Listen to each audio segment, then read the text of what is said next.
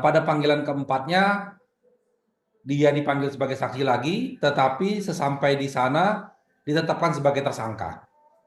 Lalu dilakukan penahanan. Patut kita evaluasi nih kebiasaan Ya, manggil sebagai saksi lalu ditetapkan sebagai tersangka itu. Karena ya, dia tidak didampingin pengacara, sehingga dia tidak tahu harus melakukan apa. Lalu kejaksaan menyodorkan pengacara dari kejaksaan, yang mau tidak mau terpaksa juga dia ikutin. dan hasil gelar Kejaksaan Agung ini harus dibongkar oleh Komisi 3 supaya mereka bisa bongkar juga itu bahwa apa dasar hukumnya dan kemudian apa motifnya orang ini lalu dijadikan tersangka dan kemudian ditahan. Ya, Tanpa ini tadi kan kalau tidak didampingi oleh pengacara yang dia tunjuk sendiri, masa pengacara sesuai dengan seleranya kejaksaan? Ya, pada saat itu kejaksaan belum menemukan tentang adanya perbuatan melawan hukumnya. ya, ya Bagaimana ini kalau dilakukan penahanan?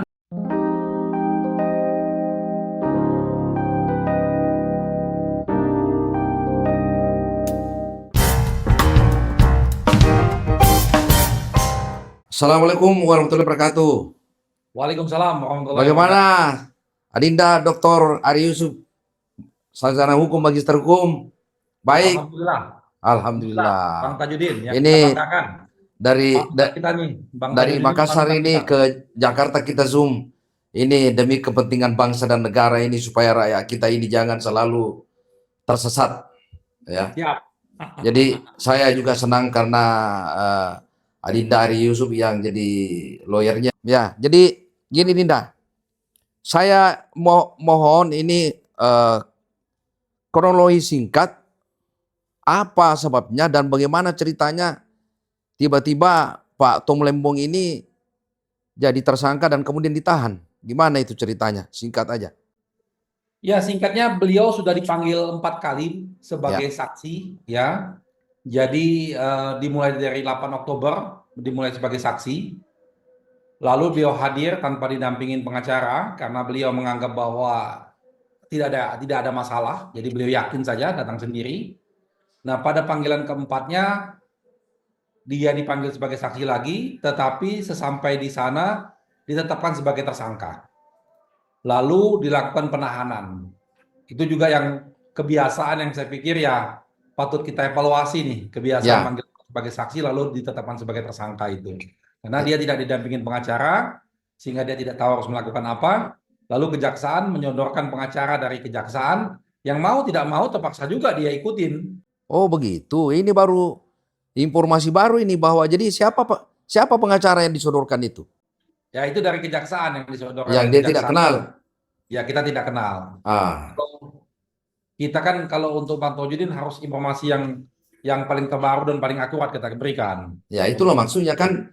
Ini kan dari awal ini sudah bermasalah karena ya KUHP mengatakan bahwa mereka harus didampingi meskipun sebenarnya dalam praktiknya itu KUHP juga tidak mengatur mengenai kewajiban untuk didampingi penasihat hukum pada waktu orang masih saksi, tapi kan ada hak asasi manusianya untuk supaya dia jangan sembarang bicara, mestinya kan diberi kesempatan meskipun jadi saksi saja. Itu gimana itu bisa? Kalau kita simak di KUHP itu Bang, setiap orang yang yang terlibat sebuah perkara, apakah dia sebagai tidak dijelaskan apakah dia sebagai saksi atau dia sebagai tersangka, tapi setiap orang yang kena perkara itu berhak untuk didampingin pengacara. Itu KUHP sebetulnya. Makanya kalau ada pun dalam pemeriksaan dia sebagai saksi lalu tidak boleh didampingin pengacara, itu melanggar HAM sebetulnya. Nah inilah makanya saya pikirkan mestinya kan kalau ya begini ya tolong mungkin bagus nanti ya Dinda kita ini dilapor lah supaya kita juga lihat Komnas HAM apa yang dia mau kerjakan kalau kalau ada yang begini-begini bisa nggak dia kerjain kalau ada yang begini. Saya kira itu terus kemudian begini. Ini kan saya nonton di beberapa TV dan podcast. Ini kan wawancara dengan ahli hukum pidana, ada Abdul Fikar Hajar, ada Benyamin Ginting, dan satu lagi yang dari Trisakti itu, 3 orang itu saya lihat mereka semua sependapat bahwa Kejaksaan Agung menetapkan ini Tom Lembong sebagai tersangka ini kan tidak jelas. Pertama niat jahatnya atau mensreanya tidak jelas. Kemudian kerugian negaranya belum jelas. Kan mestinya kan seharusnya ada hasil pemeriksaan kerugian negara yang ditemukan oleh Badan Pemeriksa Keuangan. Kan kalau menurut pasal 23 ayat 1E Undang-Undang 45 kan mengatakan bahwa untuk memeriksa dan mengelola terhadap pertanggungjawab pengelolaan keuangan negara kan dilakukan oleh Badan Pemeriksa Keuangan ditambah dengan putusan Mahkamah Konstitusi nomor 25 tahun 2016 ya kalau nggak salah ya. Tahun 2015 ya. Itu kan jelas bahwa yang berhak untuk menentukan adanya kerugian negara kan Badan Pemeriksa Keuangan, dan kerugian negara itu kan harus total loss, bukan potensial loss. Nah, ini kan bagaimana ceritanya sampai saya lihat itu baik dari Jampitsus maupun dari Pusat Penerangan Kejaksaan Agung itu mengatakan bahwa ketika ditanya sama wartawan soal kerugian negara, dia bilang, ya kita sementara mendalami dan nanti kita minta ahli. Harusnya kan kerugian negara dulu, kalau ada kerugian negara baru dicari mensreanya, baru ditetapkan orang tersangka. Gimana ini ilmu hukum pidana yang kita pelajari, Dinda? Ya, memang jadi penuh misteri nih Bang, kasusnya penuh Ya, misteri. Jadi ketika kita mendampingi juga kita juga kaget. Jadi ya, ketika didampingi itu eh, ternyata pemeriksaan sebagai tersangkanya sudah yang kedua kalinya. Jadi tersangkanya sudah dulu diperiksa sekali dan kita tidak mendampingi. oh, Dan betul-betul tidak dijelaskan Pak Tolembong ini tersangka terhadap hal apa, nah, kasus apa. Hanya dikatakan bahwa dia menyalahgunakan kewenangannya melakukan impor gula. Ya, ya, persoalannya kan harus dijelaskan yang seperti abang katakan tadi. Pasal 2 dan pasal 3 itu kan delik material. Ya, ya, delik material itu ya, harus jelas ya, tentang perbuatan melawan hukumnya, yang tadi abang ya, sebut mens rea tadi, ya ya, tuh kan. Lalu perbuatan tercelanya, lalu ya, baru masuk kepada tadi namanya merugikan keuangan negara. ya, betul, Merugikan keuangan negara juga harus aktual loss yang ya, betul-betul nyata, yang betul, sesuai dengan putusan Mahkamah Konstitusi kan nomor ya, 25 tahun 2016 itu. ya, Jadi ini sampai saat ini kita belum tahu itu. Apakah hasil di BPK yang kemarin mereka sudah periksa itu sudah menjelaskan kerugian negara yang tadi aktual loss tadi, yang kehilangan yang nyata? Lalu yang kedua, apakah mereka sudah mendapatkan tindakan Pak Tom Lembong ini merupakan suatu perbuatan melawan hukum? ya, Karena kalau hanya kebijakan, nah ini betul yang paling penting nih Bang. ya, Abang tepat sekali tadi membahas itu. Kalau hanya kebijakan, bisa jadi kebijakan salah. Walaupun itu juga masih kita harus uji ya. Apakah ya, kebijakannya benar atau salah kita masih uji. Tetapi seandainya pun salah kebijakan itu domainnya adalah hukum administrasi negara, bukan ya. domainnya hukum pidana. Jadi kalau kalau saya lihat, saya potong ini, itu kan ada kemarin wawancaranya Antoni Budiawan. Nah, dia bilang begini, pada waktu 2004 itu Menteri Perdagangan zaman itu kan mengeluarkan surat keputusan Menteri Perdagangan menyangkut mengenai soal importasi gula. Nah, peraturan itu kan belum ada, tidak ada yang mengatur mengenai adanya koordinasi dengan kementerian lain. Kemudian sekarang yang diberlakukan, sedangkan Tom Lembong kan tahun 2015 sampai 2016 itu katanya cuma 11 bulan Ya, jadi nggak sampai setahun. menteri. Nah, kemudian kan ini kan diberlakukan oleh Kejaksaan Agung, memberlakukan peraturan Menteri Perdagangan tahun 2016 yang sesudah dia. Ya, betul. Jadi tidak lagi dia jadi menteri dan perbuatan itu sudah lewat. Artinya Kejaksaan Agung ini memberlakukan surut sebuah peraturan Hmm. yang belum berlaku pada waktu kejadian itu terjadi. Nah, jadi ada dua hal di sini, Dinda. Satu, belum jelas mengenai di mana letak perbuatan melawan hukumnya. Yang kedua, peraturan yang digunakan itu adalah digunakan sebagai berlaku surut. Gimana Betul. pendapat Dinda itu? Iya, betul. Jadi yang kaitan tadi yang tadi peraturan-peraturan itu juga menjadi kebingungan terus terang saja kalau kita lihat dari kemarin Ya, penyidik-penyidik itu juga kebingungan karena mereka tidak meruntut. Begini ya. Jadi ketika pada waktu Pak Tom Lembong menjadi menteri, itu kan melanjutkan. ya, Dia bukan menteri di awal, dia ya, melanjutkan. ya, Surat menyurat terhadap tentang masalah impor ini sudah berjalan. Ya, Sudah dilakukan oleh menteri sebelumnya. ya, Dan dia melanjutkan surat menyurat tersebut. Lalu sampailah pada satu titik setelah dalam rapat koordinasi disampaikan, dia melakukanlah kebijakan-kebijakan itu. ya, Nah, jangan lupa juga kebijakan-kebijakan ini dilakukan juga oleh menteri-menteri yang sebelumnya dan sesudahnya. ya, Kebijakan yang sama, itu, dengan proses yang sama, ya, dengan pihak yang sama. Artinya kalau bicara tentang kebijakan, ya silakan evaluasi secara keseluruhan ya, kebijakan. ya, Nah, persoalan utamanya ketika pada waktu kejaksaan menjadikan beliau tersangka dan melakukan penahanan. ya, Pada saat itu kejaksaan belum menemukan tentang adanya perbuatan melawan hukumnya. ya. Ya Bagaimana ini kalau, dilakukan penahanan? nah inilah yang saya masuk gini Dinda. Kalau saya kan dalam praktik ini kan sebenarnya baik secara normatif maupun praktik seharusnya kan biasanya ya kan ini ada dua misalnya apakah pemeriksaan kinerja misalnya audit kinerja Badan Pemeriksa Keuangan atau audit untuk tujuan tertentu. Kan Ya, itu mestinya kan dari situ dulu. Audit kinerja, kemudian setelah audit kinerja ditemukan ada potensial kerugian negara, kemudian dia lakukan audit tujuan tertentu. Nah, kalau audit tujuan tertentu terus kemudian ditemukan kerugian negara, baru kan masuk kepada audit investigasi. nah Ini kan betul. ini kan prosesnya nggak jalan ini. Seandainya pun ditemukan tentang Ya, tadi yang tadi sampai ke audit investigasi, ya, untuk melanjutkan ini menjadi pidana, itu ya, harus ada perbuatan melawan hukumnya. betul. Ya, nah Dan ini yang mestinya kan hal yang ini Badan pokok ini. Pemeriksa Keuangan yang harus jadi hasil pemeriksaan tadi dari dua tingkatan itu dari audit kinerja kemudian tujuan tertentu kemudian masuk ke investigasi. Seharusnya ini kan ketika misalnya audit kinerja ada potensial kan ada 6 bulan kesempatan untuk mengembalikan Ya, kerugian negara. Kan begitu di dalam Undang-Undang Badan Pemeriksa Keuangan. Kemudian ya, setelah itu baru masuk kepada audit tujuan tertentu karena dia tidak melanjutkan itu. Kemudian masuk kepada investigasi ini kan tidak ada. Lagi pula maaf kepada Kejaksaan Agung ini ya.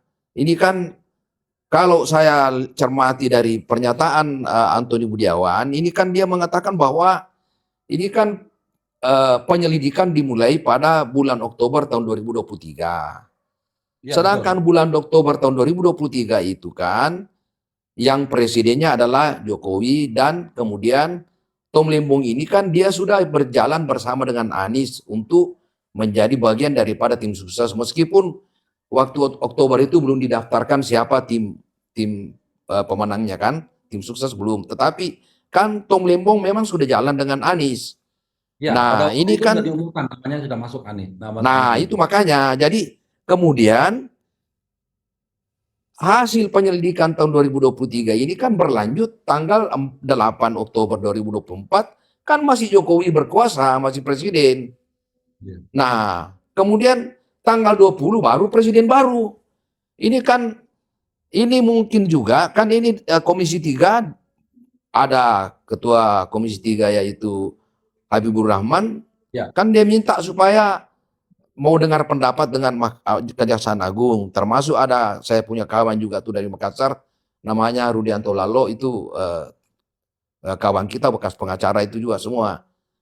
Dia bilang, nah ini kan mestinya jelas, ya, ini kan baru baru pertama kali ini saya lihat ada orang dinyatakan sebagai tersangka, ini publik baik orang awam di media sosial maupun orang-orang intelek dan ahli hukum juga semua pada kebingungan.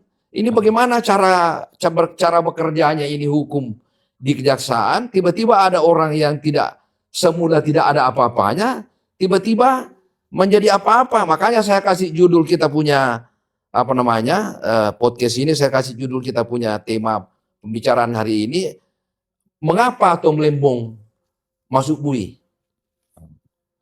Jadi saya kasih judul pembicaraan kita ini mengapa Tom Lembong masuk bui.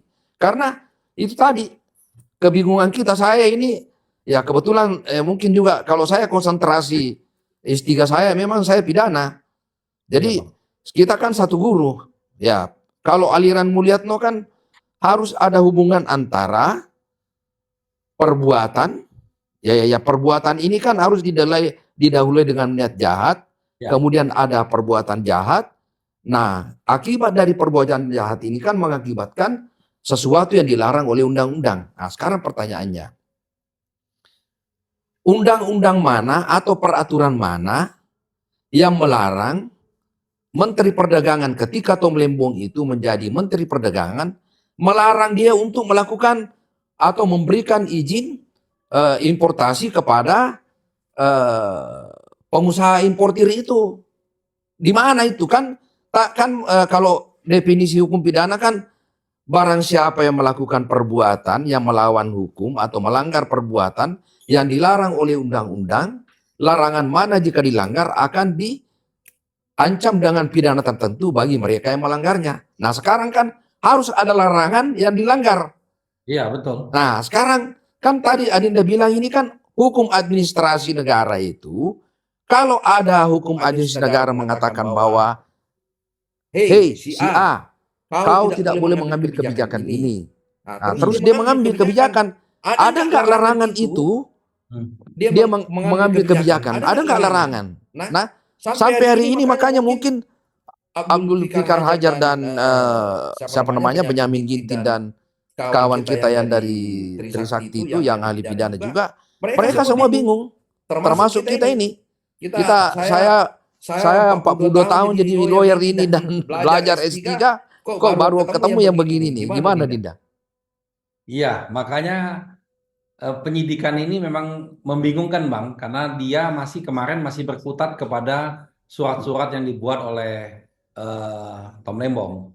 Jadi kan Ya, kita di BAP dari pagi sampai malam itu dia menunjukkan surat-surat yang dibuat itu.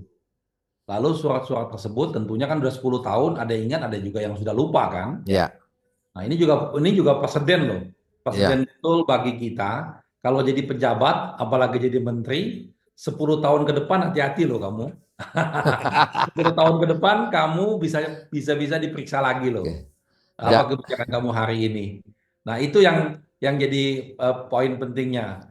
Lalu sampai kemarin mereka belum menanyakan tentang kaitan dengan misalnya ya, eh, ya, importer-importer itu sama sekali tidak kenal, baik importer itu kepada Pak Tom Lembong maupun Pak Tom Lembong kepada mereka, karena tidak ya, pernah ada hubungan langsung sama sekali.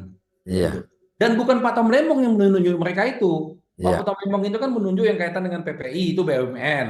Lalu ya. PPI menunjuk ke Inkopol, ada lagi koperasi-koperasi yang lain. Koperasi menunjuk mereka-mereka. Jadi panjang jalurnya itu. Ya Dan itu kan mereka yang melakukan hal yang sama menteri-menteri yang lain. Adinda Dr. Arif itu sebutkan di salah satu TV swasta kan menyatakan bahwa ini kebijakan ini kan melanjutkan Betul. daripada kebijakan menteri sebelumnya.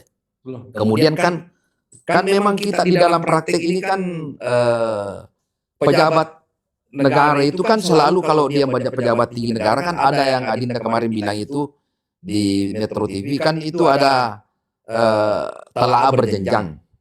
Ya, Nah, itu kan dari menteri yang sebelum dia itu telaah sudah berlangsung dan kemudian telaah ini memenuhi syarat dan kemudian ada koordinasi dengan Kementerian Keuangan kemudian diambil keputusan. ya, Nah, Kementerian BUMN. Kementerian BUMN. Nah, ini kan berarti kan kalau dia melalui proses itu di mana di mana letak perbuatan yang dilarang itu dia lakukan? Iya. Jadi sampai sekarang belum belum ada itu, belum sama sekali kita belum mengetahui dan pihak kejaksaan sama sekali belum memberitahu. Nah, ini Artinya betul-betul ini masih misteri, misteri yang terdalam nampaknya. Tapi yang paling penting artinya gini, yang paling penting begini Bang, bahwa sekarang ini kan gonjang-ganjing politik harusnya sudah mulai mereda, ya. ya, Sekarang ini tujuan kita adalah sama-sama kita membangun bangsa ini. ya, ya, Keinginan kita. Dengan semangat yang sama, kita kan semua pengen pemberantasan korupsi, penegakan ya, hukum yang berkeadilan. Keinginan ya, itu semua sama. ya, Kita sama-sama menginginkan itu. Nah, saatnya lah hal-hal yang tidak penting ini kita tinggalkan harusnya. ya. Ini kan Makanya tadi kan Ketua Komisi 3 Habibur Rahman sendiri pun ngomong bahwa mereka menyesalkan ini kan menjadi nuansa politisnya tinggi. Karena bagi Tom Lembong sendiri, Bang, ketika dia dipanggil, dia tenang-tenang aja tuh. Dia merasa dia tidak ada masalah. Iya, saya lihat ketika dibayangkan saja itu ketika dipasangi borgol itu, dia kan cuma tidak ada di dalam, kalau dilihat gesturnya itu dia tidak merasa bahwa ada perbuatan salah dia lakukan. Ya, Ketika Adinda juga terus tepuk begini pundaknya, kemudian dia naik ke mobil tahanan itu, dia saya lihat tenang-tenang aja, tidak merasa ada kesalahan dalam dirinya. saya sebelum pemeriksaan, Bang, saya minta Ya, izin untuk ngomong empat mata dengan dia ya, sebelum pemeriksaan. Pak Tom, saya mau tanya sebentar aja nih. Anda ada kepentingan terhadap kebijakan yang Anda buat, ada keuntungan Anda dapatkan. Dia katakan, Pak Ari, Anda tidak usah khawatir. Tidak ada kepentingan saya dan tidak ada keuntungan buat saya untuk itu. nah itu tadi kan maksudnya kan tadi ini kan yang orang yang mendapatkan izin impor ini atau perseroan yang mendapatkan izin impor kan tidak kenal dengan dia. Iya, Ini kebijakan lama yang dilanjutkan dan hasilnya adalah proses telaah dari bawahan sampai pada di atas sampai kepada menteri. iya. Ya bagaimana mungkin niat jahat itu ada kalau kita bicara mengenai teori kausalitas dalam hukum pidana, kan harus dimulai dengan niat jahat dulu. Niat jahat itu kan motif, Motif. harus ada motifnya. Dari mana motif itu? Bahwa dia akan sengaja untuk melakukan perbuatan yang dilarang oleh undang-undang yang mengakibatkan larangan itu terjadi kerugian negara. Iya. Ini kan mestinya ini dulu yang didahulukan ini kejaksaan. Ya. Nah ini susahnya kalau penyidikan ini begini, gimana negara? Dan kejaksaan sebetulnya, Bang, kalau misalnya memang dia beretikat baik dan memang sudah memiliki itu, nggak ada salahnya dia ungkap ke publik. Kita nggak keberatan, dia ungkapkan ke publik, dia kasih tahu ke publik bahwa ini loh perbuatan melawan hukumnya, dia jelaskan. Ya. Nggak ada masalah. Kan terbuka penyidikan ini, silakan aja Ya. disampaikan. Ya memang kan mestinya menurut hukum itu dulu dong, baru. Oh, itu yang kalau dia Ah. katakan, oh kebijakannya itu pada waktu, kan kejaksaan ngomong begini, kebijakannya itu salah katanya. Ya. Pada waktu itu kita lagi surplus gula, kok dia mengeluarkan kebijakan. Loh, kok kejaksaan punya kewenangan menentukan kebijakan gitu loh. Ah, ini Apa yang saya kapasitasnya maksud kejaksaan? ini. Bicara hukum saja lah. Saya terus terang saja ini Dinda, saya bilang ini kan sekarang ini kita lihat lah ini ada masalah di Indonesia sekarang. Ini ada pertarungan. Saya lihat ada pertarungan antara institusi. Ah, lihat misalnya kita lihat kasus misalnya Ronald Tanur di Surabaya Ya. yang Sarof Richard itu kan. Ah, ini kan ya hati-hati dong saya bilang. Ini institusi yang satu ini hati-hati. Kita ini kan para lawyer ini kan tahu isi dalamnya itu, mereka kan kita tahu antara dia dengan dia juga kan saling tahu itu isi dalamnya. Ya saya nanti pikir ini terus terang saja, ini kalau mereka nanti ini bongkar-bongkaran, wah enak kita lawyer, kita sudah bisa bekerja dengan benar. Ya kan? Itu yang kita cita-citakan semua, Bang. Ya, Kita citakan bagaimana lawyer ini semakin lama semakin cerdas. ya, Kenapa? Karena memang betul-betul peradilan kita itu bersih, proses hukumnya bersih, ya, sehingga hanya lawyer-lawyer yang cerdas dan mau bekerja keras yang tampil. ya Itu yang betul. harusnya dikembangkan itu. Mestinya, nah itulah saya bilang, kalau memang dia berani bersih-bersih, ya jangan sampai nanti ini sapu kotor. Kalau seperti contoh ya, mohon maaf kepada kawan-kawan kita di sana ya. Ini kan saya belum pernah menemukan ada orang mengatakan bahwa Tom Lembong ini orang kotor. Belum ada satupun selama kasus ini bergulir dan dia dinyatakan tersangka dan kemudian dia ditahan, saya belum menemukan adanya satu pihak tertentu yang mengatakan bahwa dia orang kotor. Ya. Bahkan rata-rata, apalagi ini kan saya lihat di Harsubino Arif dia punya podcast itu, ini katanya ini kan media Singapura, Amerika, Inggris, kemudian Malaysia, ini kan sudah menjadi berita dunia. Bukan cuma berita nasional. Gimana ceritanya?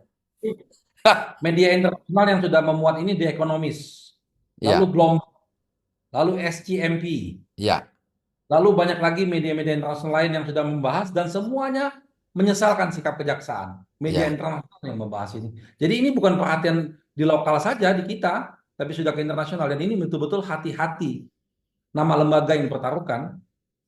Ya, saya hanya ingin memberikan warning kepada kawan-kawan kita di sana bahwa ya jangan sampai senjata makan tuan. Kan begitu. Kita ini kan saling tahu. Tahu lah. Artinya sama yang saya bilang tadi, antara para penegak hukum ini kan saling tahu isi dalamnya. Ya. Jadi nanti kalau misalnya pada saatnya yang satu juga bongkar yang satu, ya hati-hati aja. Kalau mau begini-begini terus, tapi sebenarnya terus terang saja, ini kan kalau terakhir kemarin itu Presiden Prabowo mengatakan di acara apa namanya itu, deklarasi solidaritas nasional, gerakan solidaritas nasional, kan dia mengatakan bahwa saya tidak mau ada menteri saya atau pejabat yang korupsi. Kalau saudara tidak mau bersih-bersih dengan saya, silahkan minggir. Saya kira ini adalah warning kepada kawan-kawan kita semua, baik yang ada di penegakan hukum maupun yang institusi lain. Ini pernyataan-pernyataan Presiden mulai dari pidato pelantikannya sampai pada hari-hari setelah dia dilantik, itu semua pidatonya ini kan bersih-bersih. Dan kemudian saya terus terang saya sangat mendukung Komisi 3 supaya segera dengar pendapat ini, minta apa dasar hukumnya dan hasil gelar Kejaksaan Agung ini harus dibongkar oleh Komisi 3 supaya mereka bisa bongkar juga itu bahwa apa dasar hukumnya dan kemudian apa motifnya orang ini lalu dijadikan tersangka dan kemudian ditahan. Ya. Tanpa ini tadi kan kalau tidak didampingi oleh pengacara yang dia tunjuk sendiri, masa pengacara sesuai dengan seleranya kejaksaan? Lalu itu penahanan, Bang. Nah, Penahanan itu juga kan memang itu hak subjektifnya penyidik. ya, Tapi kan ada kriteria untuk dilakukan penahanan. ya betul. Jangan semua orang itu seenak-enaknya mau ditahan. Itu kan upaya paksa. Sekarang kan mereka kebingungan kalau sudah menahan begini kan. Seakan-akan menjadi ini harus maju perkaranya. Ya, Coba lihat. Dari awal dipanggil, Tom Lembong selalu datang tepat pada waktunya. Semua keterangan diberikan dengan jelas oleh beliau. ya, Tanpa bawa pengacara supaya tidak itu dia ikutin semua kemauan jaksa. Nyiapin ini, dibuat semua. Artinya dia kooperatif, tidak ya, menghalang-halangin penyidikan. Yang kedua, ingat, kan perbuatan itu bisa diulangi lagi. Nah, ya. persoalannya kan dia bukan menteri lagi sekarang. Ya, jadi tidak memenuhi syarat pasal 21 KUHP. Itu. Itu. Menghilangkan barang buktinya tidak Jadi mungkin, mengulangi pasal perbuatan tidak 21 kan mungkin. ya diduga mengulangi perbuatannya, Ah, menghilangkan barang bukti, betul. melarikan diri. Nah, melarikan diri. Dia sangat jelas. Alamatnya jelas, dipanggil cepat, apa segala macam, nggak ada. Jadi kenapa tiba-tiba harus begitu dari saksi? Nah, jadi ini pertanyaan penting nih, Bang. Ya, Dibuat di podcastnya, Bang. Ketika dia berubah dari saksi tersangka, emang pada hari itu penyidik menemukan apa? nah itu. Keterangan Itu. apa yang membuat dia menjadi tersangka itu? Itulah yang intinya itu. Seharusnya kalau kita bicara logika hukumnya, hari itu ditemukan bukti atau fakta atau keterangan yang betul-betul membuat penyidik menjadi yakin bahwa dia bisa jadi tersangka. Maka langsung dijadikan tersangka. Nggak ada itu hari itu. Pemeriksaan biasa-biasa aja. Itulah yang saya bilang tadi. Ada yang Orang sama-sama aja. surat tidak didampingi pengacara, kemudian pengacara yang ditunjuk lagi adalah bukan seleranya dia, Iya, dan kemudian dia tidak pernah membayangkan dirinya semula dipanggil jadi saksi tiba-tiba tersangka dan kemudian langsung ditahan. iya. Jadi ini kan proses hukum seperti ini kan tidak fair. Ini yang Ya, harus diperbaikin, Bang. Ini ya yang saya harus kira diperbaikin di negara hukum kita ini. Baik ya, itu di semua lembaga, apakah itu di kepolisian, di kejaksaan, di KPK. Ketika orang dipanggil sebagai saksi, ya sebagai saksi selesaikan. ya Ya, saya kira kecuali kalau tertangkap tangan lain dia. Tapi kalau dia dipanggil sebagai tersangka, kan dia akan menyiapkan dirinya, membawa lawyernya, ya. gitu. Menjadi hukum itu menjadi berimbang. Jangan orang dijebak-jebak, dia panggil sebagai saksi, nggak ada persiapan apa-apa, tiba dijadikan tersangka. Sudah stop, gaya-gaya lama ini harus sudah di stop nih, Bang. Inilah yang saya bilang, ini jangan, ini kok sepertinya masih ada Bobo Mulyono di dalamnya ini karena masa rupanya ini hebat sekali ya. Masa masa Masa orang ini kan 2023, Oktober 2023, itu kan masih Mulyono berkuasa. Dan Iya, kemudian ketika dia dari penyelidikan ini kan 1 tahun ini, ya sebelum presiden baru dilantik, sudah jadi penyidikan. Jadi iya, sepertinya dituntun ini sebelum Mulyono berhenti, ya maaf ini kepada kawan kita di sana, ya ini bukan bukan cuma saya ya, ini Antoni Budiawan, Rocky Gerung juga bilang begitu. Nah, dan banyak pengamat bilang begitu. Dan di media sosial juga komentar-komentarnya seperti itu. Artinya begini, jangan sampai pekerjaan Mulyono ini mencoreng niat baik Bapak Prabowo sebagai presiden kita yang baru ini, yang kita dukung, tiba-tiba orang berprasangka buruk bahwa ya, hukum dijadikan sebagai alat kekuasaan. Saya kira ya, pernyataannya Habibur Rahman sebagai ketua Komisi 3 yang mengatakan jangan sampai Pak Prabowo kekuasaan Pak Prabowo ini sekarang sebagai presiden dijadikan hukum sebagai alat kekuasaan, kan dia tidak mau ini. Ini saya tetap kira ini harus diluruskan oleh kejaksaan. akan membuat percelah Ya, pemerintahan yang baru. ya. Betul, betul Jadi itu. apa kesimpulan kita ini ya Dinda? Apa anunya? Ya, jadi pertama bahwa memang kita harus banyak mengevaluasi diri terhadap proses penegakan hukum kita yang selama ini keliru. Ya, Itu harus kita evaluasi. Kalau kita pengen untuk maju, kita pengen punya negara hukum yang berkeadilan. ya. Beberapa hal-hal gaya-gaya lama kita hentikan. Dan jangan teman Oh, pilih. Jangan ya, teman pilih. lalu itu yang kedua. Kalau dalam penegakan hukum, ya tegakkan hukum itu jangan dengan tebang pilih. Ini maaf ini ya, ini ada sedikit tambahan ini di luar dari, tapi nanti saya akan juga minta narasumber lain. Ini kan KPK membuat kesimpulan bahwa penggunaan jet pribadi oleh Kaisang kan bukan gratifikasi. Jadi saya menganggap bahwa eh, setelah jet pribadi ini bebas, dinyatakan tidak ada masalah, kemudian ada ada pupu papa yang juga tidak disentuh hukum, tiba-tiba lari ke Tom Lembong, Tom Lembong masuk bui.